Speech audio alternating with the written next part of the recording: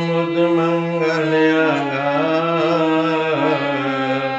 जे सेवत नर होत हैं भव सागर पार। गुरु जी की सुमिरन मात्र से नासत विघ्न अनंत ताते सर्वय दंड में ध्यावत हैं सब संग। अनुनय चरणन में यही सुख सागर भगवान। दासन दास को दीजिए श्री चरण कमल का ध्यान। दासन दास को दीजिए श्री चरण कमल का ध्यान। परम सौभाग्यशाली गुरुमुख सज्जन मंडली, इसी प्रकार थोड़े समय के लिए अपनी मुख रचना को पवित्र करने हेतु अपने हृदय में इष्ट देव दाता दयाल सतगुरुदेव भगवान जी के सुमरन व ध्यान करते हुए बड़े प्रेम सहित मिलकर बोलो जयकारा बोल मेरे श्री गुरु महाराज। प्रेमियों, भगवान के श्री चरणों में जो अनन्य भाव से चिंतन करते हैं तो भगवान अपने परम भक्तों के सारे सुख दुख को वहन करता हो जाते हैं।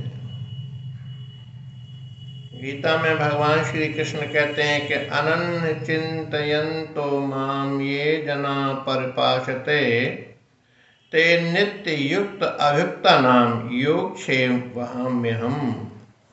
अर्थात जो अनन्य भाव से मेरा चिंतन करता है जीव, क्योंकि एक अन्य भाव होता है, एक अनन्य भाव होता है, एक विश्वास होता है, एक दृढ़ विश्वास होता है।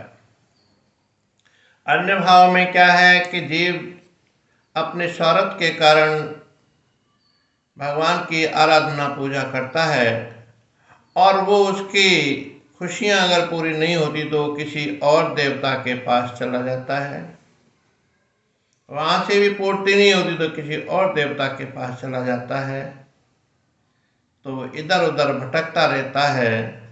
लेकिन कृष्ण कहते हैं कि जो अनन्य केवल एक मेरे ही अन्य सभी को छोड़ के और मेरी आराधना में जब जीव रहता है, मेरी उपासना करता है, मेरी पूजा करता है, मेरी अर्चना करता है अनन्य भाव से, एक केवल मुझको ही एक ध्यान लगाता है, तो मैं उसके सभी सुख और दुख को वहन करता स्वयं हो जाता हूँ। कितनी अच्छी बात भगवान ने कही है कि हमें दुनिया में भटकने से इधर उधर केवल एक की शरण ग्रहण कर लें, क्योंकि एक की साधे सब सधे तो सब साधे सध जाएं। जिस प्रकार से कि परिवार में एक मुखिया को अगर हम मना लेते हैं, उसकी शरण जाते हैं, तो सारा परिवार हमारा एक हो जाता है।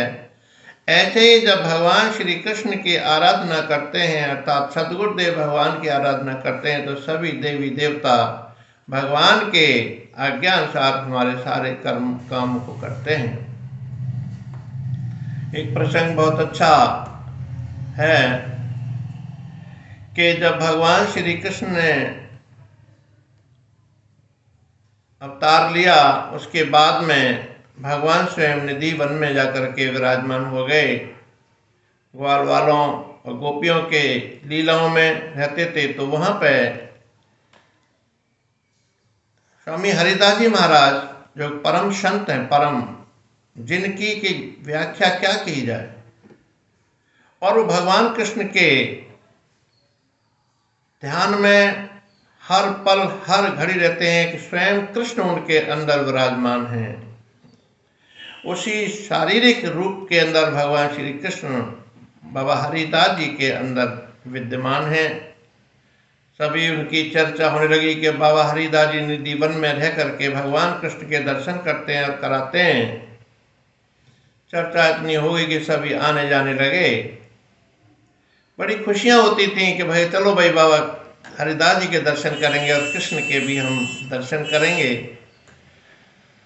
तो बाबा हरिदास जी भी मानसी सेवा में रहते थे, तन की सेवा, धन की सेवा, मन की सेवा, लेकिन वो मानसी सेवा में रहते थे। मानसी सेवा का मतलब है कि बस केवल भगवान के चरणों में अपने मन चित्त को लगा करके उनके प्रारूप, उनके रूप को दर्शन निहारते थे, क्या लीलाएं हो रही हैं भगवान की, उनकी मन ही मन से आपस में बात होती थी। ये मानसी सेवा थी। अब उनकी ये लीलाएं चर्चाएं सुन करके लाहौर का एक सेठ, बहुत बड़ा सेठ, जो कि अब पाकिस्तान में लाहौर, तो पहले हिंदुस्तान में ही था, अब उसने सोचा कि ओहो भाई, इतनी व्याख्या भगवान कृष्ण की हो रही है, और वो भी परम भक्त था वैसे, लेकिन जब हरिदास बाबा जी अगर भगवान कृष्ण के दर्शन कराते तो चलो मैं भी चलता हूँ, तो भेंट में क्या ले चलूँ। और भेंट में, क्योंकि उसका व्यापार इत्र का था, एक से एक महंगा इत्र वो बेचता था, उन्होंने कहा चलो कृष्ण को इत्र लेके चलता हूँ, क्योंकि कृष्ण भगवान इत्र से बड़े प्रसन्न होते हैं। इत्र लगाते थे कृष्ण भगवान। और सच बताऊं कि भगवान कृष्ण की लीलाएं बड़ी बड़ी निराली हैं। जो जैसा भाव रखता है भगवान, उसके लिए वैसे ही प्रदत्त हो जाते हैं। तो लाहौर के सेठ ने बहुत महंगे से महंगा इत्र लेकर के चला, जो कि करोड़ों रुपए का था। अब जैसे ही वो रास्ते में आ रहा था, तो सारे नगरों में रास्ते में इत्र की खुशबू होती जा रही थी, और सब महक रहे थे कि भाई ये इतनी खुशबू कहाँ से आ रही। जैसे ही बाहर देखते तो कहते कि अरे भाई भाई ये खुशबू, बोले इत्र है। बोले कहाँ जा रहे हो? बोले वृंदावन जा रहा हूँ भाई, बाबा हरिदास जी के दर्शन करने के, वहाँ कृष्ण के दर्शन होंगे। तो उस इत्र की खुशबू के पीछे पीछे सारे लोग चलते हुए नहीं, चलो हम भी दर्शन करके आएंगे, क्योंकि ऐसी खुशबू हमने कभी देखी नहीं इत्र में। अब वहाँ आ गए, वो सारे लोग आ गए और आकर के कहा कि भाई मुझे बाबा हरिदास जी के दर्शन करने और कृष्ण भगवान को इत्र मैंने भेंट करना है। तो उन्होंने कहा भाई बाबा हरिदास जी जो है यमुना तट पर मानसी सेवा में बैठे हुए हैं, वहीं दर्शन होंगे उनके। और वहाँ आकर के वो आ गया सेठ, और आकर के उसने वो इत्र बाबा जी के साथ रख दिया सामने, क्योंकि वो निधि वो मानसी सेवा में बैठे हुए थे, आंख बंद करके, और कभी जमीन में हाथ मार रहे हैं, कभी कुछ कर रहे हैं, कभी मुस्कुरा रहे हैं, कभी हंस रहे हैं, कभी होठों को हिला रहे हैं, अपने मानसी सेवा में ऐसी लीलाएं कर रहे थे। अब वो सभी वहां बैठे हुए थे, वैष्णव भी बैठे हुए थे। तो उसने कहा ये मैं इनसे कैसे बात करूं कि मैं कृष्ण के लिए ये इतना महंगा इत्र लाया हूं उनकी सेवा में। आखिरकार उसने इत्र का ढक्कन खोल दिया बर्तन का, तो उसमें और सुंदर महक लगने लगी, लेकिन वो नहीं उठे, क्योंकि जब इत्र की खुशबू जाएगी तो खुद ही मेरे से पूछेंगे और मैं बताऊंगा, क्योंकि उनके अंदर थोड़ा अहम भी आ गया था कि मैं इतना महंगा इत्र लेकर के आया हूँ और मेरी अभी तक ये मेरे से बात नहीं कर रहे। तो वैष्णव ने कहा कि अभी इनसे बात मत करना, जब अपने आप स्वयं बात करेंगे। तब उन्होंने अपने नेत्र खोले, और नेत्र खोल करके देखा तो उसने कहा, सेठ ने महाराज बाबा जी को नतमस्तक प्रणाम किया और कहा कि मैं ये इत्र लेकर के आया हूँ कृष्ण की सेवा में। सोने का बर्तन था, तो बाबा जी ने क्या काम किया, वो सोने का बर्तन इत्र लेकर के सारा जमुना जी में फेंक दिया। अब लाहौर का जो शेर था बड़ा अपने मन में असमंजस करने लगा, बताओ मैं इतना महंगा बर्तन समेत ही फेंक दिया, इतना महंगा लाया हूँ, लाखों रुपए का सोना था, करोड़ों का रुपए का वो इत्र भी था, कृष्ण के लिए लाया, इन्होंने वहां फेंक दिया। अब उसके मन में यही शंका हो गई कि कैसे बाबा है, कैसे कोई, कि मैं नहीं अब आऊंगा यहाँ पर कभी भी नहीं, जीवन में न कभी दर्शन करने आऊंगा यहाँ पर। इतने में मानसी सेवा थी, वो सब समझ गए। उन्होंने कहा कि भाई कृष्ण भगवान के दर्शन किए बिहारी जी के? बोले जी मैंने अभी दर्शन नहीं किए, क्योंकि अभी भोग लग रहा है वहाँ पे जीवन में। तो उन्होंने कहा जल्दी जाओ दर्शन करके आओ, फटाफट दर्शन खुल रहे हैं। अब उनकी आज्ञा पा करके चलता बना, लेकिन वैष्णवों ने मना किया था कि टच मत करना बाबा जी को बिल्कुल भी। जैसे ही वहां गया तो निधि वन में देखता है कि सारे पत्ते पत्ते पर खुशबू हो रही थी उस इत्र की। हर पत्ते में वही इत्र की खुशबू आ रही थी जो इत्र उसने लेकर के आया था। और बिहारी जी के पूरे शरीर से वो इत्र टपक रहा था, क्योंकि बिहारी जी को इत्र बहुत पसंद था। अब ये आश्चर्य होगा कि हरिदास बाबा जी ने तो वो इत्र जमुना जी में फेंका था, और ये इत्र यहाँ निधिवन में कैसे आ गया, और हर डाल पर, हर पेड़ पर, हर पत्ते पर ये इत्र की खुशबू आ रही है। अब उसको असमंजस हो गया, चकित हो गया कि आखिर ऐसा हुआ तो हुआ क्या। और वो दर्शन करके सीधा बाबा जी के पास आया और कहा, बाबा जी मेरी एक प्रार्थना है, मैं स्वीकार कर लो, मैं पागल हो जाऊंगा, मुझे इतना बता दो कि ये बिहारी जी के पास इत्र कैसे पहुंच गया, आपने तो यमुना जी में फेंक दिया था। तो मानसी सेवा उन्होंने अपनी बात बताई। हालांकि संत महापुरुष कभी अपने दिल की बातें नहीं खोलते, छुपा के रखते हैं भगवान की लीलाओं को। तो उसका प्रेम भाव व्यवहार व्यवहार होता हुआ देख करके हरिदास बाबा जी ने कहा, प्रेमी, ये मानसी सेवा में मैं भगवान के दर्शन कर रहा था तो गोपियां ग्वाल वाल सब भगवान बिहारी जी राधा जी के साथ होली खेल रहे थे। तो उन्होंने राधा जी के पास ऐसा रंग डाला कि राधा जी सारी रंग बिरंगी हो गई, और मैं राधा जी के साथ था, राधा जी की तरफ था मैं। तो राधा जी ने कहा, अरे सखियो, कान्हा जी ने हमको ऐसा रंग डाल दिया जो चटक मटक है, जो छूटेगा भी नहीं, ऐसा रंग डालो सखियो, लाओ जो कि कान्हा जी के ऊपर ऐसा इत्र खुशबू हो जाए, जो कि ये भी क्या याद करेंगे।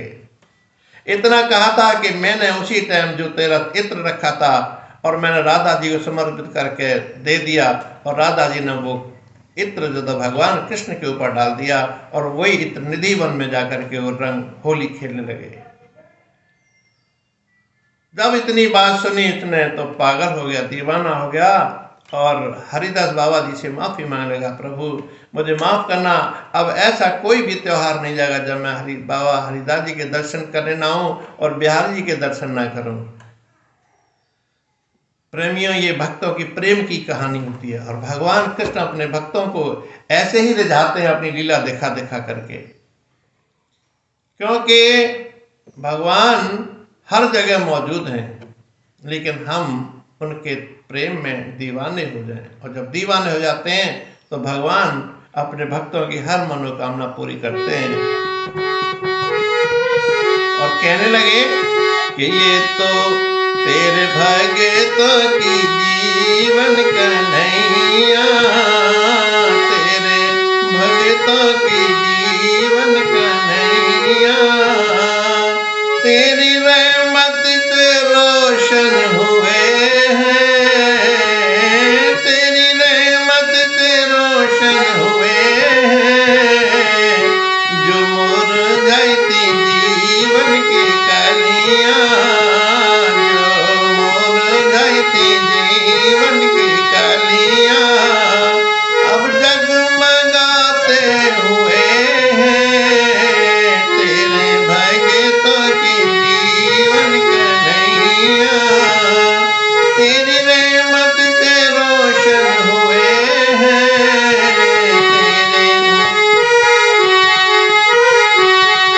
लाहौर का सेठ कहने लगा कि ए मेरे नाथ, जो मैं मुरझा गया था, मेरे मन में शंका हो गई थी, अब मैं माला माल हो गया। कैसे कि नरसी मीरा की झनकार में तू, मैंने सोचा था कि ये इत्र सारा नदी में बहा दिया, यमुना नदी में, और वो इत्र भगवान कृष्ण के पास निधि वन में पहुंच गया। कि नरसी मीरा की झनकार में तू, सुर रस खान की ताल में तू, सुर रस खान की ताल में तू, नरसी मीरा की झनकार में तू, सुर रस खान की ताल में तू, नाम जिसने जपा हो तुम्हारा, नाम जिसने जपा हो तुम्हारा,